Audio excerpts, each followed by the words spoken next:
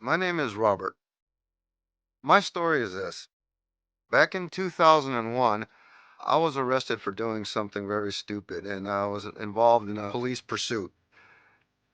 As a result, I wound up getting 6 years in state prison. And when I went to prison, I was obviously extremely distraught. At that time, I had already begun my career in the entertainment industry and was going pretty good. I lost everything.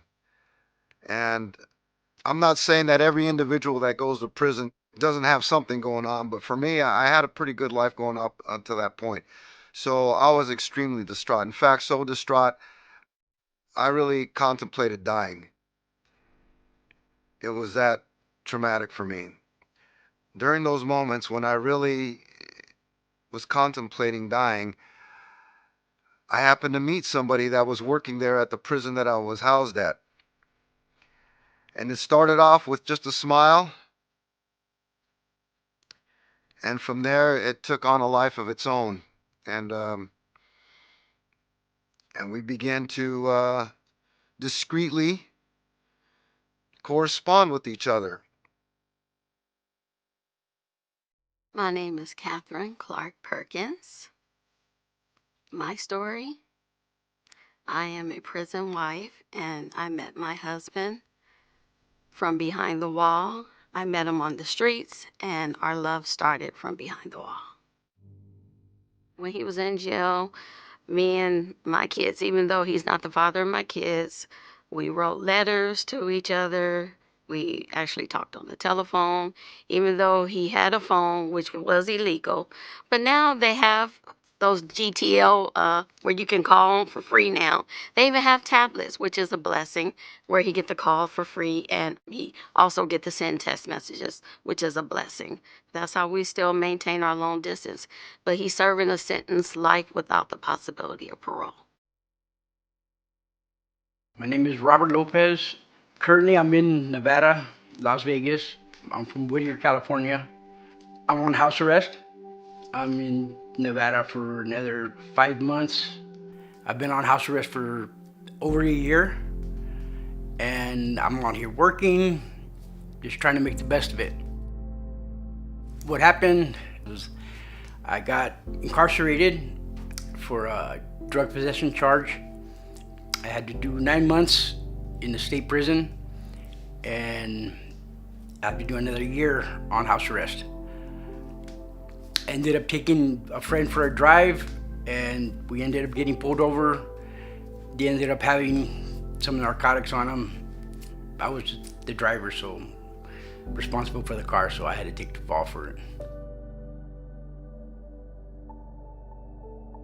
My name is Kevin Smith. I am a licensed clinical social worker, and I've been working with incarcerated folk in a variety of settings for the last 7 or 8 years now.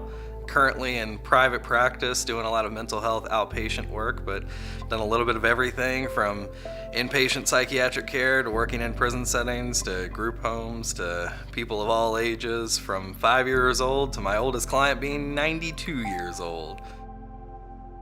Hi, my name is Allison Riley, and I was born in Santa Monica, California, raised in Las Vegas. And my story is a little complicated, but I will give it my best to tell it as well as I can. I was about 3 the first time I was introduced to alcohol, and I remember I loved the flavor, and my dad would give me rum and coke often.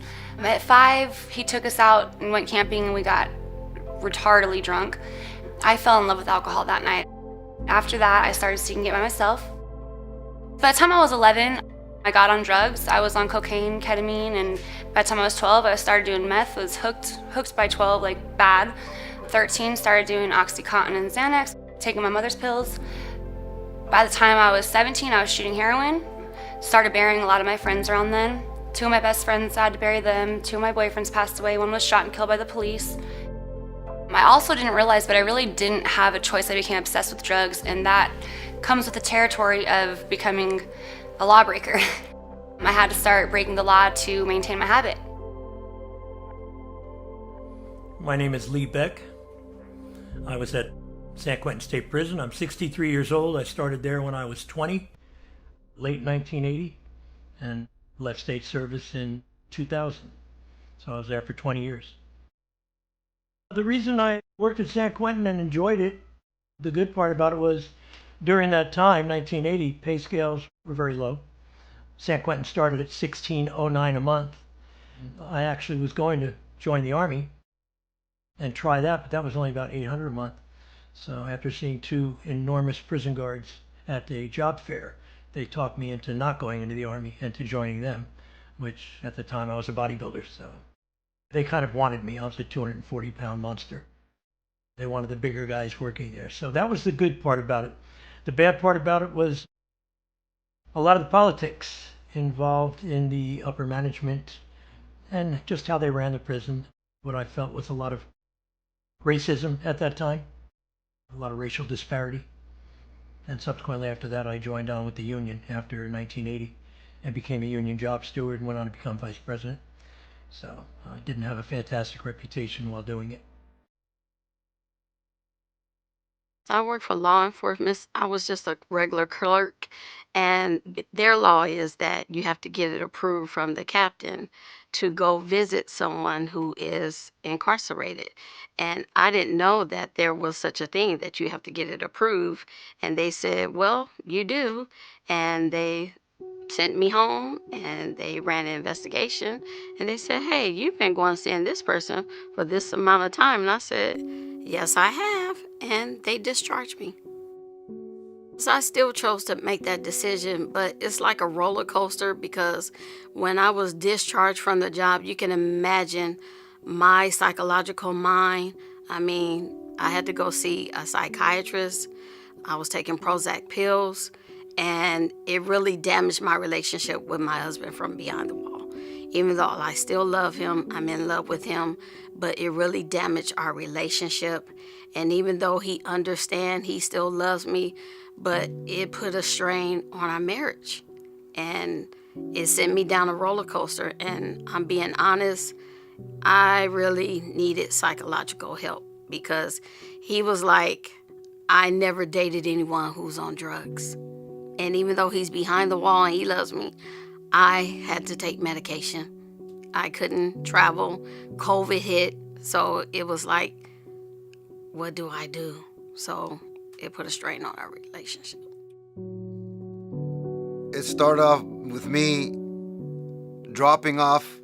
If she would have got caught, she would have been fired, and it would have been a very ugly situation. So I was determined that I was not going to let that happen. I was going to take full responsibility. But anyway, I was transferred to another prison where I had 4 more years to go. We continued the correspondence via mail. Upon my release, they can develop what we refer more to developmental trauma, where it's more of an ongoing circumstance that creates PTSD. I feel it was unfair because I got to be responsible for giving somebody a ride and them having something on them that I don't know about. And I rented the car, so I had to take the fall for it, and that was it. Some of the harder things about being on house arrest right now are I get 4 hours a week to do my shopping, to take care of my errands, to get stuff that I need for work. And it's very difficult to do that on 4 hours. Other than that, I have to be inside. I got an ankle bracelet, so they know where I'm at 24/7. And if I'm late or whatever, they call me, let me know, you gotta get home. You just can't be out at that time. And I gotta comply to all the rules. So having her do all my errands after that, I know it's a big burden, but she has to. I have no one else to do it. Oh yeah, I'm still feeling the strain of him being on house arrest because, we're still incarcerated almost. The only good thing I could say, well, actually wonderful thing I could say is that we're together, but it's still a strain. We're not with our families. We're not able to see our families. We're not able to see our kids, our grandchildren. I'm basically like an Uber driver, Uber Eats. I have to get the food, groceries, anything that he needs, I have to go get it. It's almost like on call. Like I said, it's like Uber Eats, Uber driver. It gets a little frustrating, but it's all in the game of love. We are each other's cellmates now. So jail, and more specifically prison, are so bad that literally it's a really heartbreaking story, but my ex-boyfriend, he went to prison for 4 years. There was these guys chasing us, shooting up our car constantly, shot up my house, shot up everything. Anyways, he went back one day after they shot 12 rounds into my house, shot like a whole bunch of rounds into my car while I was driving, rammed me 70 miles an hour while shooting at me. So he went with the AK with his 3 friends and shot up their house and shot his girlfriend. She got shot in the knee. She didn't die, but she did get shot. He went to prison after that. And when he got out, he would not talk. He literally would said a couple words. Anyways, he got back on drugs pretty fast. And he went to Walmart on Spring Mountain and Rainbow. And he was trying to purchase some stuff with the dead guy's credit card. The police were called. He was inside of Walmart. There was no way for him to escape, and he knew it. And it's on video, actually. You can actually watch the whole thing. It's really awful, actually. But he decided that he did not want to go back to prison, and I have personal reasons of why I believe he did that. I'm not going to share in the video, but I know he didn't want to go back to prison so badly that he literally shot a cop twice, and they just killed him. A lot of stuff. And I mean some violent stuff. Some stuff where inmates got injured. Some stuff where guards got injured, going into cells and having fights. There was some of that going on back in the day. A lot of that did get swept under the carpet. If you came down to the sergeant's office, your shirt was torn and you had a fat lip or a black eye. If he asked you what happened, you'd say you slipped down a flight of stairs. And that was pretty much the end of it. You were told to go clean up and don't walk out looking like that. When a prisoner gets out of jail, it is ridiculously difficult to adjust back to everyday life. Ridiculously difficult. So I think for me, my role as the mental health professional is helping individuals recognize where trauma lies, both pre and during conviction and sentencing and incarceration. We often see contributing factors such as substance use that contributed to a lot of individuals' behaviors and convictions. And for me, I have a particular specialty in sexualized behaviors and sexual aggression. So there's a whole nother realm that comes with sex offending behaviors that come along with readjusting into life. But you see restrictions on places people can go, places they can work. And when you're removing resources, then you're kind of sometimes setting people up for failure. When I got out of prison, it was a very difficult transition. I think when you go through a traumatic experience, you don't realize how much has it affected you internally until you get out.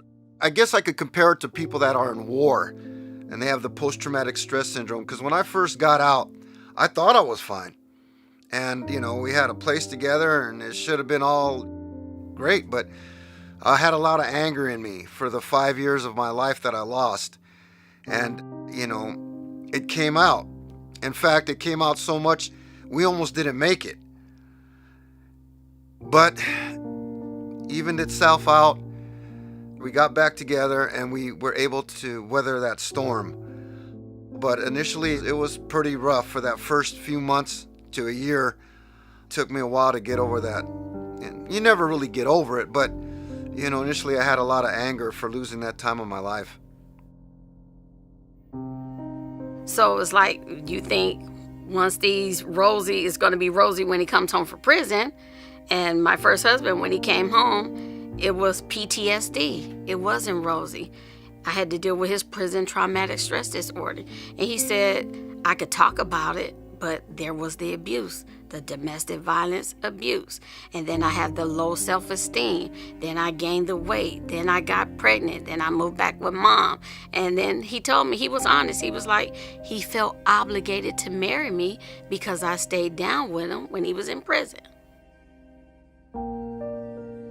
I think with moving around so much, I became friends with a lot of people who were like outcasts and probably who weren't doing the best things. And when they went to jail, I decided to stay with them throughout their time, whatever time it was, whether it was just time in jail or going to prison.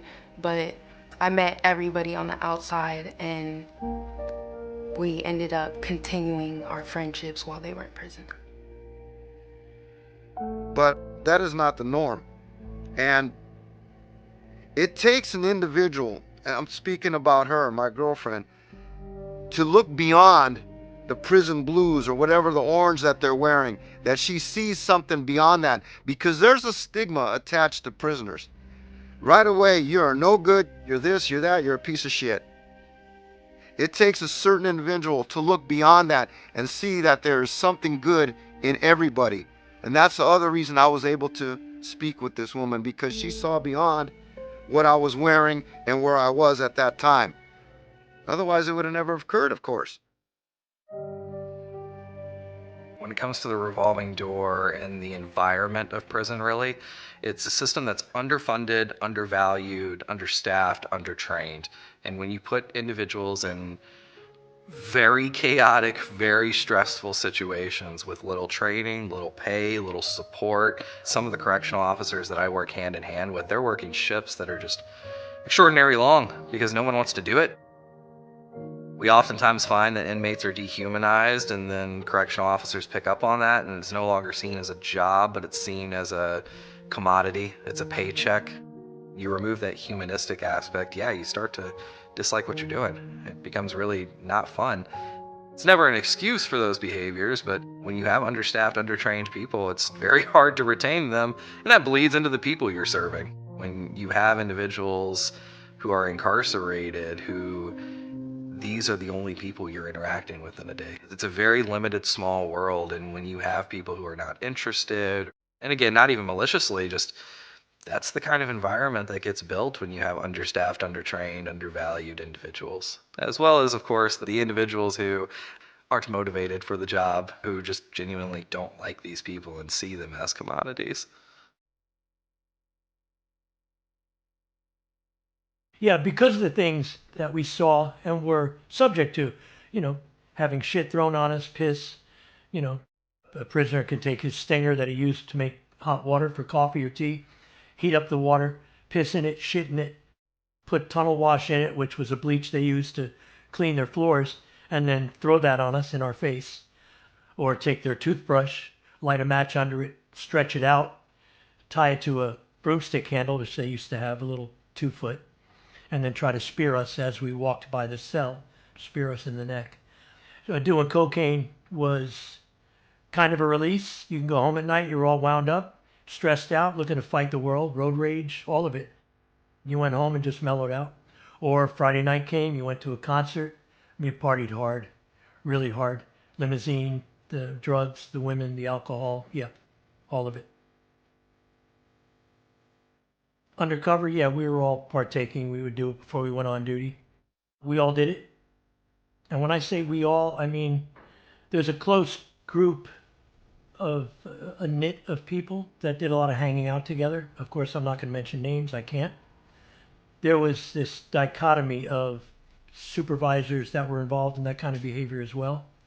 And then the parties we would frequent, it may have showed up there. It was, very low key, not spoken about, but everyone knew. And it was very selective about who they would go after, especially when they knew who was doing it. There was one occasion where there was a lieutenant who didn't particularly like me. He had a girlfriend there as well. He didn't like me at all. I didn't like him. He didn't like my union activity and how powerful I was as a union rep. My nickname was Hoffa.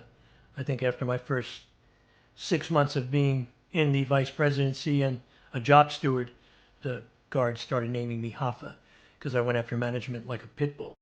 It was a different world back then. There wasn't cameras. There was a lot of fist fights. Guards on guards would fight.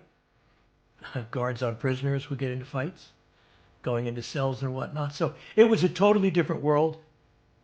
And almost everyone took part in it. The ones that didn't have jobs that were in the lockup units. I started in the lockup units. So it was like the Wild West.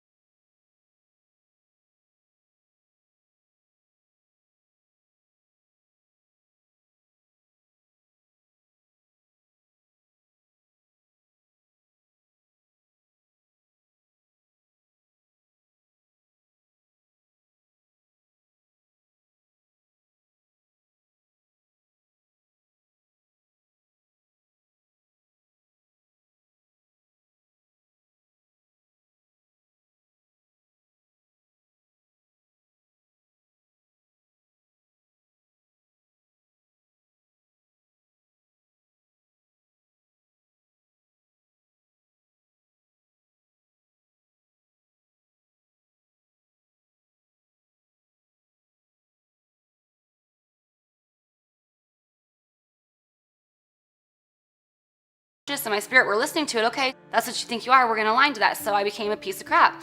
But in jail, I started recognizing every time I would think, you're not worthy of this. You're never going to be any of those thoughts. Or I'm fat and I'm ugly or whatever these things are. I would stop and be like, no, you know what? I'm beautiful. I'm strong. I'm loved. I'm forgiven. I'm forgiving. I would say all these things. I would even claim like I'm sober. I'm a co-heir of Christ. All these good things about myself. And I started slowly but surely, every time one of those thoughts would come in, I started like getting it out of there.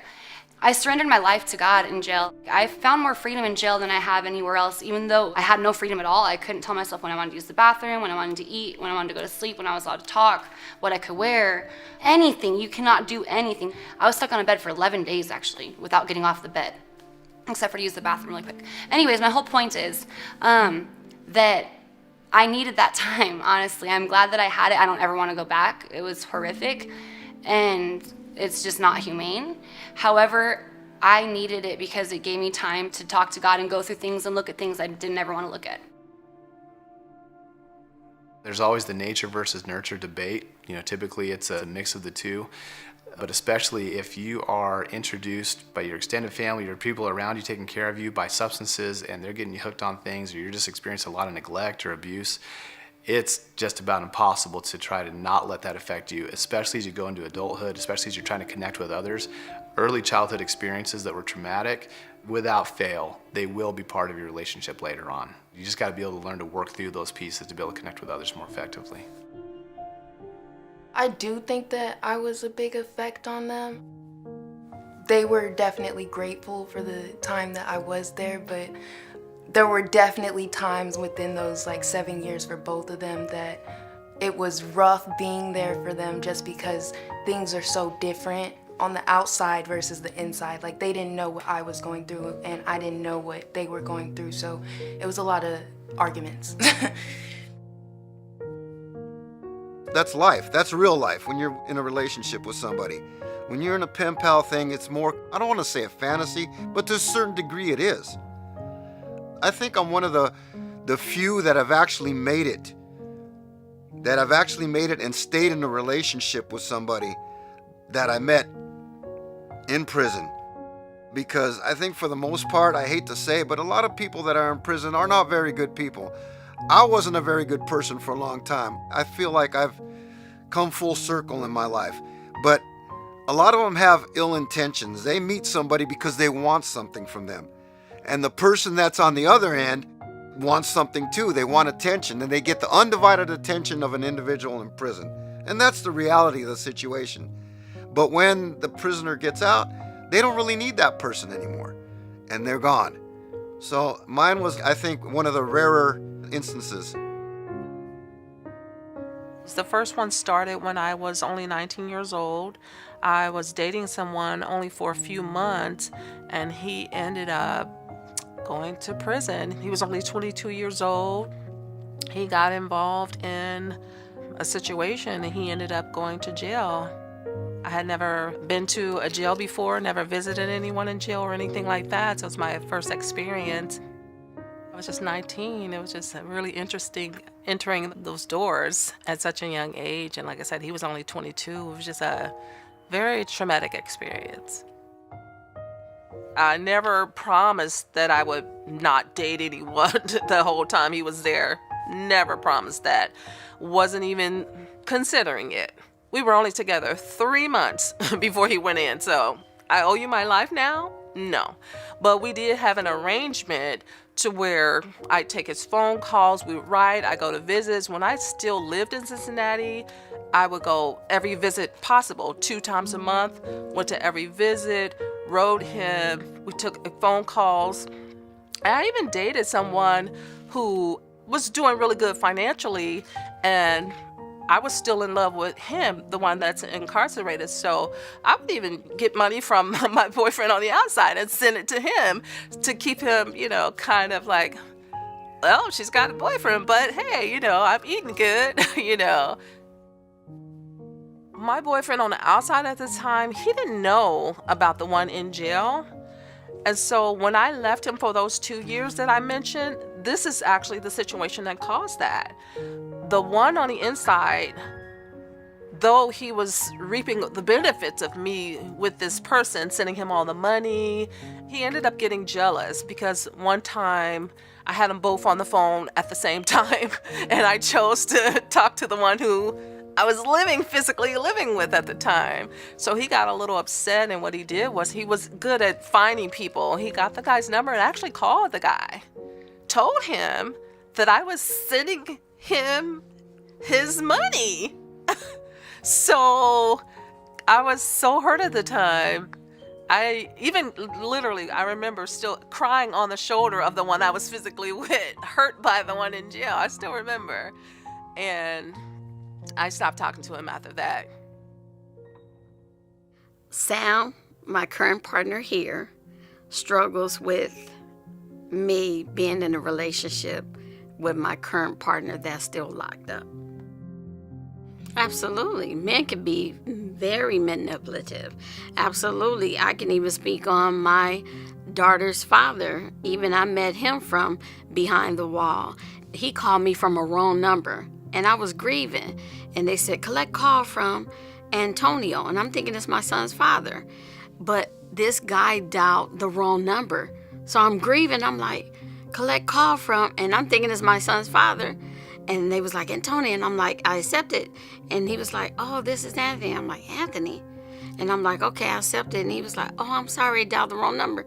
But me not being in my right mind, I accepted the call. Here I am, I'm lonely. I lost a son. I have nobody. I accepted it. And then he was like, will you visit me? Will you write me? Here it is. I take his number. Not his number, I take his address. He comes home, boom, bam, we get married. Who does that? I did have somebody while I was talking to people on the inside, and that's another thing that just doesn't work. You cannot keep, just because the relationship with the prisoner, it gets so deep because it's like they don't have like all the things going on in their lives that you do. So you're pretty much all they have. So it's gonna become a deep connection, whether you want it to or not, whether it's manipulation or not, it's gonna be some form of depth. I don't think you could have a real relationship and then maintain the support of your friends that are prisoners, because it's just too much. If I were to give advice to someone going to prison, I would say this. First of all, don't go to fucking prison, okay? Don't go to fucking prison because it's a horrible, horrible place. That's A. B, if you find yourself in that position, this is your time. This is your opportunity to reflect, to make changes in your life, and you can. Let me tell you, one thing for sure, prison is not set up for rehabilitation. Not at all. They warehouse you. They don't give a shit about you. But you can give a shit about yourself and do something about it. And if you take that time, whatever years you got, you can make a positive change and come out better than ever before. And it can happen. What I struggle with a lot is with addiction. I've struggled with it most of my life, and I'm still struggling with it. But you gotta put it aside and just go forward. You gotta have goals. I gotta have goals in my life to strive for. If not, I'm just gonna be living and wandering around and just going to work and coming home. I have goals now. I wanna buy my house. I wanna do things like that. I wanna leave my children something when I pass away. Just making them goals and striving for them gives me purpose. Other than that, I could just be a drug addict if I wanted to, but I choose not to. It is very hard to stay strong for another person when you can barely stay strong for yourself. We were actually addicts together. It's sad where addiction will take you.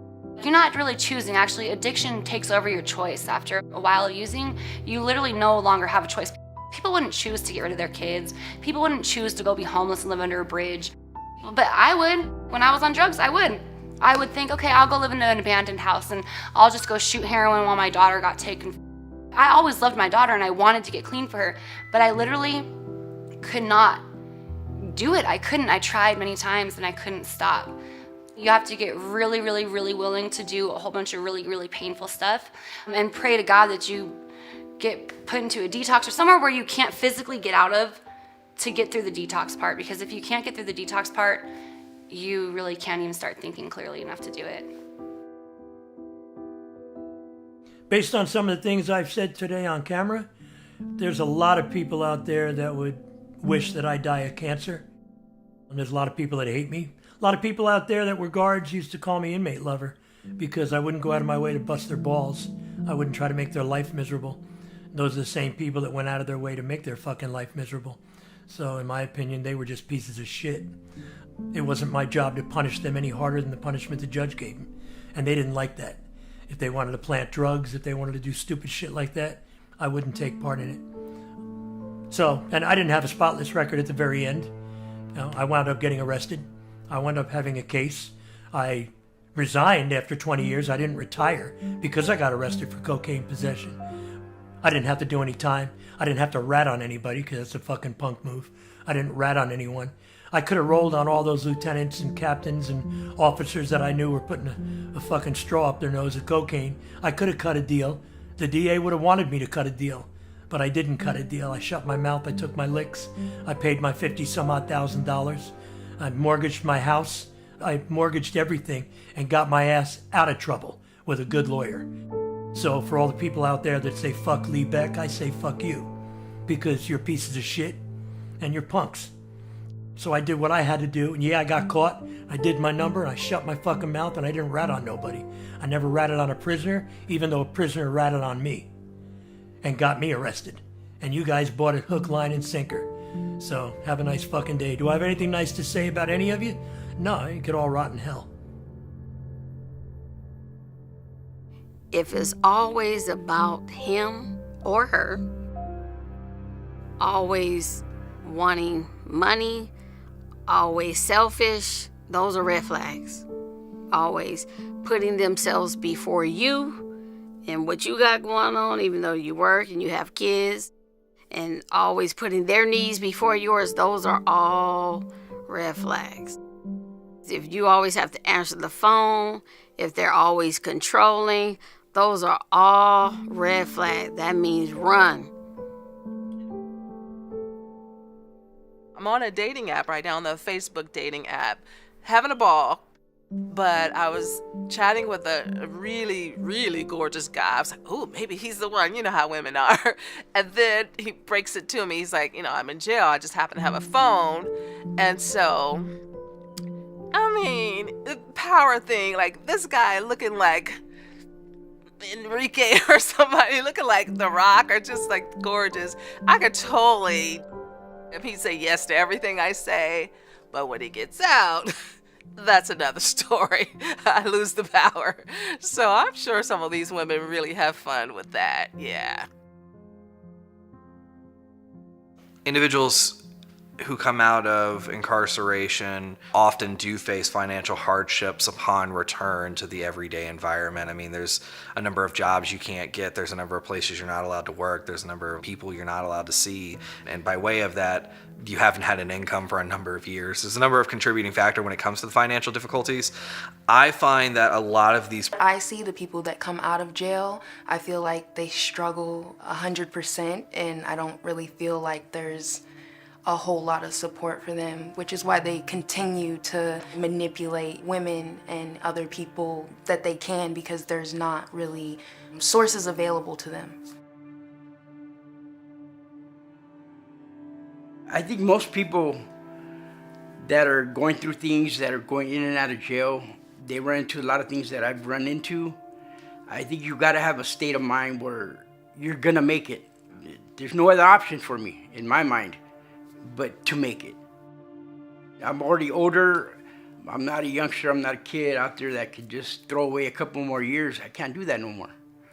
I have to really put an effort into it 100%, or don't do it at all. Be real with yourself. love yourself first. And that's what I had to find out the hard way, because I've been in multiple prison relationships. You know, there are prison relationships, there are football relationships, there's high school relationships. It doesn't matter where you have a relationship. Let's identify that. The relationship consists of what it can do on its own, right? Not of what it can borrow from other people. So it starts with self-love. So long as you love yourself, you can love your partner anywhere. I feel at times that I owe her for saving my life. And in turn, I feel a sense of obligation to be with her because of that. I firmly believe everything happens for a reason. I truly believe that. And there's no question that I was given a gift when she came into my life and helped me through it. But yeah, there's times I owe her, I feel obligated to her. Then I question, is that the reason why I'm with her? Is that the reason I'm staying with her? Because she saved my life? And then I realize, you know what? That's not it. I do love this woman. I mean, in the end, if I wanted to really go, I would go. I'm not sure how my lawyer worked it out exactly. He globalized all my cases. But I was facing like 15 to 20 years. And if I mess up, I could still face that times. But beforehand, I would have literally, this is the drug test patch I have on, I would have ripped this off. I would have like, I'm facing 1 to 4 for sure. So I'm at least going away at some point. I might as well go get as high as I can before I go. So I do know that I really don't want to get high, because I would have said, screw it, I'm going to run until I get caught. This is from Options. They put this patch on you. You go turn it in once a week. You got to pay a lot of money for it. But it just monitors what drugs you have in your system. So if I turn this in with any drugs in it, I'll immediately go back to jail.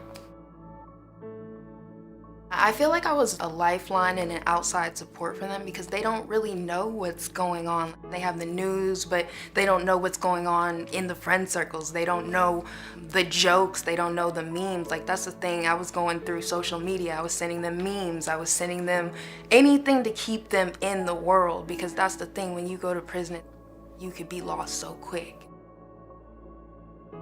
There's such a wide range. There's some folks that just aren't safe to be around others. People that I know that have gone into prison and come out, especially for an extended period of time, meaning 5+ years, it has a lasting effect no matter what. You know, they might not be willing to or wanting to phrase it as trauma, or that it was something that hurt them. A lot of them walk out with kind of like a badge of honor, but it's something that has a lasting impact for the rest of their lives. I would like to say that hopefully it helps the community stay safe at large, but when it comes to the individual, I've never seen it be something that they walk away feeling like this helped me long term. Don't go work for the Department of Corrections. It's a thankless job. You're going to go home at night stressed out. You're going to want to drink. You're going to want to self-medicate. I suffer from PTSD because of the job. I was very seriously injured after working there, which could have connected back to my job there. Having been stabbed 17 times and beaten with a pipe by 3 guys that broke my neck. I think it might have been gang affiliated, but I have never had any problems with the gangs. So there's repercussions that come from that job. Prison is a horrible place. Let me tell you what happened to me originally when I went to prison, aside from the woman. I wound up going to prison. The Hispanic gangs are in there, and they approached me, and they asked me, well, are you going to run with us or you're not? And I says, I'm not going to run with you. I'm not a gang member. I've never even been involved in anything like that. So they jumped me. I had 10 guys jump me. I said all that to say this. They don't give a shit about you in there. That's why you got to take care of yourself, and from the inside out, because they're not there to rehabilitate you. But there are programs there if you want them and you can do something. But for the most part, it's a horrible warehousing place, and they encourage the violence. They encourage it because that's overtime. They put the prison on lockdown, we get big time overtime. So it's just on and on. The prison is a multi-billion-dollar money-making machine. That's what the fuck they are. And that's all they care about. Not to say that there aren't some good people there. I met my girl there. She's a great person. But it's horrible. It's very sadistic. There are sadistic guards there.